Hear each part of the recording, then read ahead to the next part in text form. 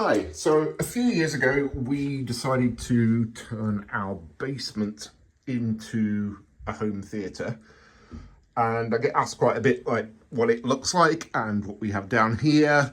So I thought I'd do a bit of a tour and talk about how we built it and put it together, some of the stuff that we've got going on, and do a bit of a tour of some of the nerdy things that I like to keep down here and kind of make it my own space.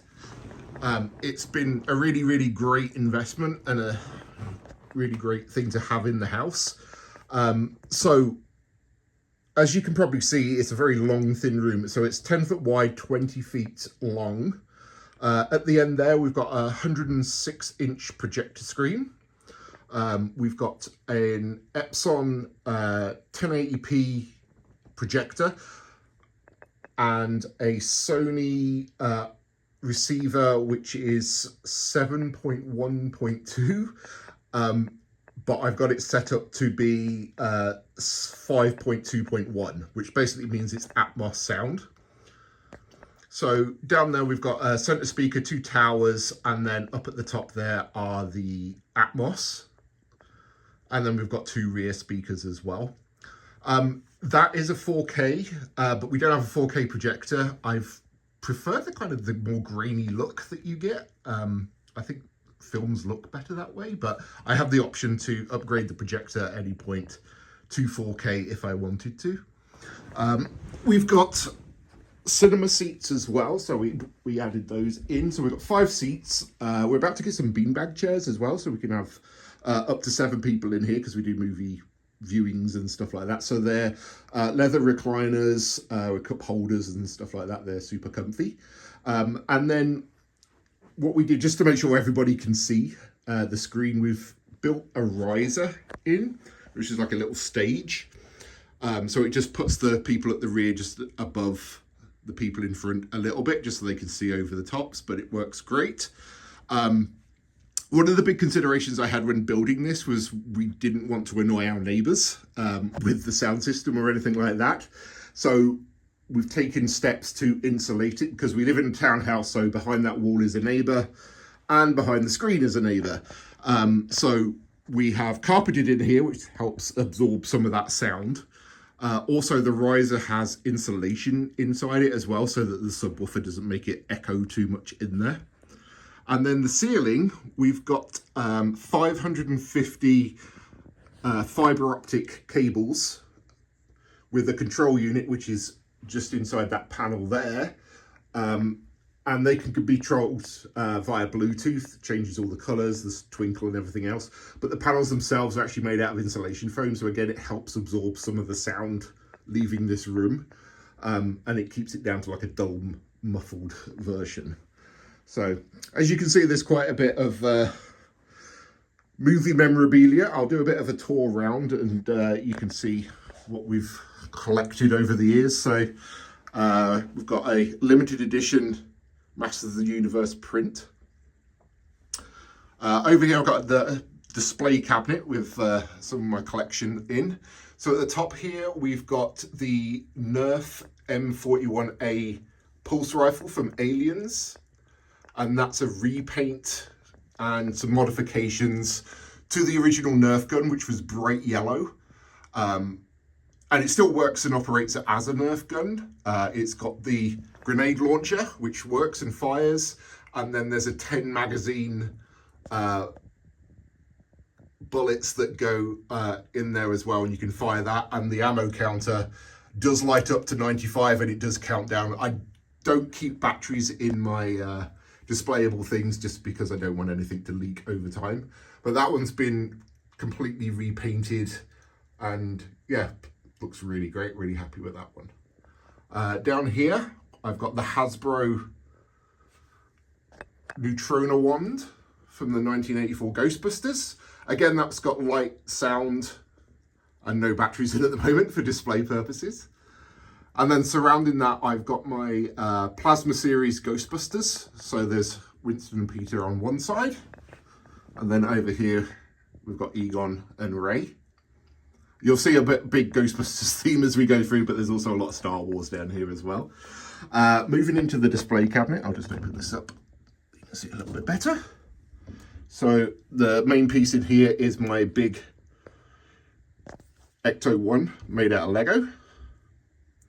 And then I've got a smaller version. This is the Lego Idea set that came out a few years ago, and that goes with the minifigs here. And then we've got the Frankenstein Brickhead, which is my wife's.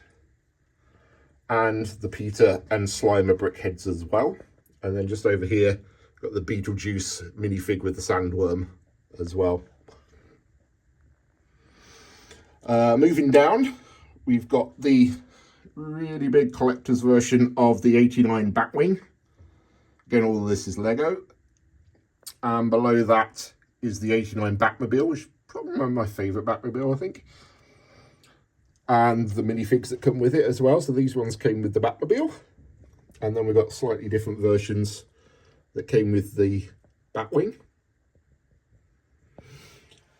Moving down again, we've got some more Batman. So we've got the collector's edition of the Tumbler from the Christopher Nolan movies with the Joker and Batman minifigs. And then I've got a bit of a collection of smaller Batmobiles. So we've got a smaller version of the Tumbler. And then we've got the 66 Batmobile. And then this one at the back is the small version of the 89 Batmobile, which was an exclusive. You had to buy the big Batmobile to get this, so this is pretty rare. So I keep that one at the back. And then down here on the final shelf, I've got the Lego NES. So all of this made out of Lego so we've got the main console with the Super Mario Brothers cartridge. And then the TV screen with the Mario on it and the controller. Down here, I've got Lego Ideas Tron Legacy Light Cycles.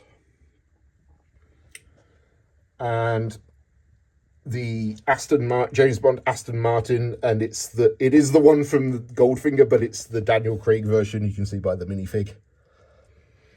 And then finally in here, I've got the DeLorean with Doc and Marty and the hoverboard and the plutonium. And it has a light brick inside, if I can find the button, for the flux capacitor as well. So that's in the display cabinet here. Moving across, we've got the Lament configuration, the puzzle cube from Hellraiser. It does open up. You can put it into the other configuration where it's open. I just gave that one a repaint. I do quite a bit of customizing and making of my own. So quite a few of the things I'll show you in here, I've actually either built or modified in some way. So with this one, I just give it a bit of a repaint just to bring out the gold, just so it's a bit nicer. Moving down here. This is one of my oldest collectibles, which is the big chap, the alien from Alien, with the face huggers. I picked that up in 2005, I think it was. So that one's the 12-inch version. And then people do ask me, do I play games down here? Yeah, I have a PS5 and PS4 to play on the projector, which is great. Then over here, we've got a little diorama, the Jurassic Park diorama, which is great. That just sits on the side here, and the kids are hiding behind the upturned Jeep with the T-Rex. Then we've got the first of my Star Wars helmets. You'll see the big theme in here is Star Wars, because I am a huge fan. So I've got the Hasbro Darth Vader helmet, which is great. That one sits down here. And then moving up here, I started collecting the Star Wars black figures. I'm just going to turn the light up a little bit so it's a bit easier to see. There we go. So I started collecting the Star Wars black figures. So my kind of outlier is Darth Revan here. And just behind him is the spare hollow Kyber crystal rather for my lightsaber, which I'll show you shortly. Moving up here, got Darth Vader, Stormtrooper and Scout Trooper. And then Return of the Jedi is my favourite film, so I have kind of a bit of a complete collection of what I wanted to get around the Return of the Jedi characters. So we've got 3PO and R2, Lando in his disguise from Jabba's palace, then Han from Endor, Chewie, Luke, and then Leia in her Bouche disguise. And then up here, sorry about all the shadows, it's how I have the lights set up in here. We have, I'm trying to get the full collection of all the bounty hunters. I'm just missing IG-88 now, so I've got Dengar, Bosk, Boba Fett, Forlorn, and Zuckuss. So, moving over here, we've got the Ghostbusters movie poster. And next to that is the Interstellar limited edition print that I got from the IMAX release of Interstellar, which is pretty cool. And then we've got a limited edition Tron Legacy poster, which I got from the Blu-ray purchase, I believe. And then I also have an NCOM security badge as well, which I won basically as they were promoting the movie. And then on the badge, I've just got stuck on here, Boba Fett pin badge. And then the badge that you get from Galaxy's Edge for building your own lightsaber. So that's the one that I got for that. So that just sits on there. And then a couple more Galaxy Edge things. I picked up the cute little Coke thermal detonator bottle and the Sprite one as well, which are really cool. We've got the second Star Wars helmet, which is the Boba Fett one from Hasbro. So that one sits over in the corner here. And then I've got the original run of the 3 Star Wars posters from the original trilogy. These 2 are repros, but the Return of the Jedi one is an original one, which is really nice. So, over here, I've got the First Order Trooper, another Hasbro helmet. And then my very, very old Pulp Fiction poster as well sits over here.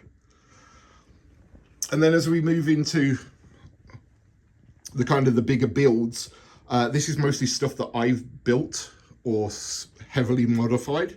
So we've got Han Solo's DL-44 blaster. My wife bought me this as a kit. Well, as a kit, it's actually finished. I didn't like the paint job that much, so I actually repainted the whole thing just to weather it a little bit more nicely. And I know it's missing the little adjuster on top of the scope, so I need to build that at some point and stick it on. Then we've got Boba Fett's EE3 blaster. That is a 3D print that I made from scratch. It was a lot of pieces. I had to break it down a lot to get it to fit into my 3D printer.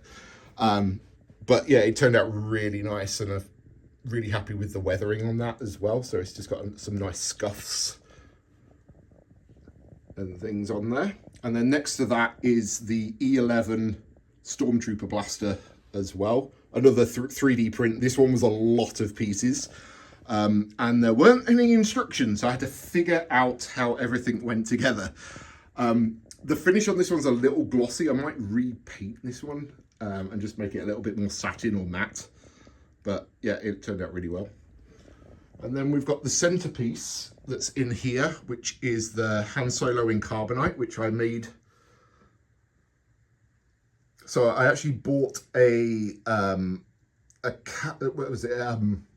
fiberglass mold of, or fiberglass cast, I guess it would be, of the main Han Solo parts. I think it came in, his head was one piece, the hands and the torso, I believe, was another piece. His legs was another piece, and then he's got 2 resin feet at the bottom. But I've basically tried to build this as screen accurately as possible. So it's actually mounted onto MDF, and then there's texture all on here, and I've weathered it up just so it stands out, looks a bit nicer. But it's a really great cast. Like you can, all the detail is in there all the way through. So it was just a case of like blending everything in, painting everything, finishing it all the way down. So then on the sides, we've got the control panels, and each one's slightly different. They're all 1970s Volvo dashboard panels, but I 3D printed all of these and then stuck all the greeblies on and painted them, everything else. So each one's different. There's 8 altogether, 4 on each side. If I come around the other side, I also bought a light kit for this, so you can actually turn the lights on and have it light up. And it's got 4 different modes, like blink cycles and all sorts of readouts and stuff like that that you can have on there. And then this panel as well has got some light up pieces. It's just that piece there. So it was a lot of work to get this all done, and I didn't glue them in, they're just kind of like pressure fit, so you can pull them out if I ever need to. And it's held on the wall with a French cleat. It's not the lightest thing in the world. It probably weighs good 50 pounds or more. But I've got it screwed into the joist behind it, so it's nice and secure. And then it's just got a power cable coming out the bottom just to power the lights. So then we move on to my lightsaber collection. So I've pretty much made all of these. So at the top here, we've got the main kind of Skywalker, as it were, lightsaber hilts. So on the left there, we've got Darth Vader's with, and that was a 3D print. That was the first 3D print that I made on my 3D printer when I got it, and painted all that up. So that one came out really nice. It took me a little bit to get the high chrome effect that I wanted, but we got there in the end. Then we've got Luke / Anakin's. And then the final one here is Luke's from Return of the Jedi. So this was a kit that I got for Christmas, I think it was, and then painted it up. And then that kind of got me into, oh, I should get a 3D printer and actually I can make these myself then. Down here, I've done a few other ones, but they're a bit more obscure. So this is Darth Bane's lightsaber. I'm really happy with the finish on this. I got the print so smooth. And the paint job as well, I just did it so it kind of like transitions from the silver into the black really nicely, but I'm really happy with that one. And then I just make little brackets, like 3D print the brackets just to mount them on the wall. And then below that, I've got the Darth Maul double-bladed lightsaber from Clone Wars. So that was one of the newer builds that I've made. And then below this, I've got my Galaxy's Edge lightsaber that I built while I was there. And this one's got full lights and sounds. So I've got the purple kyber crystal in here at the moment, and I've got a red one as well, which is over by Darth Revan. So. And then we've got my alien bust poster, which you can see is all vacuum form 3D relief. This was made for the VHS release of Alien Resurrection back in 1997. There's supposed to be some lettering on the top. It was paper, and you can see where it was kind of stuck on, and you can just kind of vaguely make out the lettering, and there's another piece at the bottom. But I'm super happy with this. I remember seeing this when I was younger, and I really wanted it, and I didn't know how to get it. So I actually started making my own out of polystyrene and burning it, which wasn't a great idea. And then I happened to find this one under the stairs at somewhere that I used to work. Nobody wanted it, so I asked if I could take it, and they said yes. And then I found out how rare it was. And I've had it just framed up just because it's plastic, you know, it bows under its own weight a little bit. So I just had it framed just around the perimeter just to hold it still.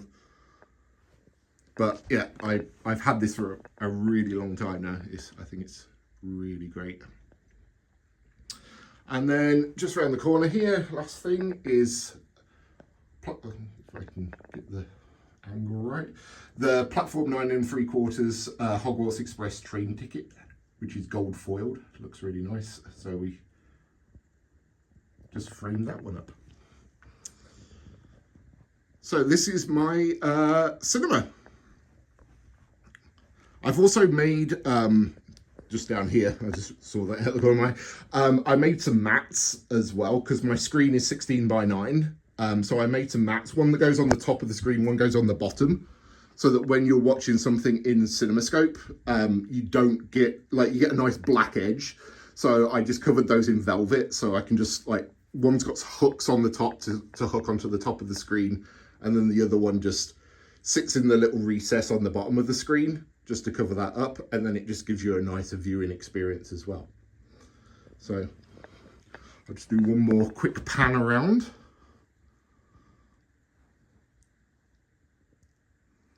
And that's the current status of my cinema. Thanks for watching.